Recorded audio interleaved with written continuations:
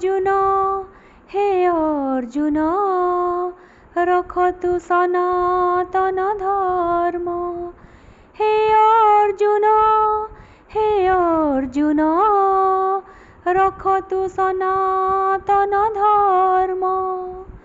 भवे मु होइछि जनम लोक शिक्षा पाई करे कर्म।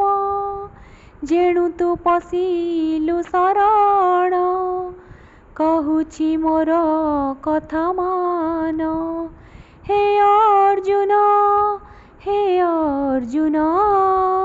रख तू सनातन धर्म।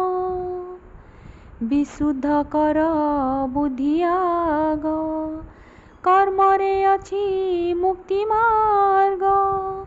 कर्मानुष्ठाने दिय ध्यान।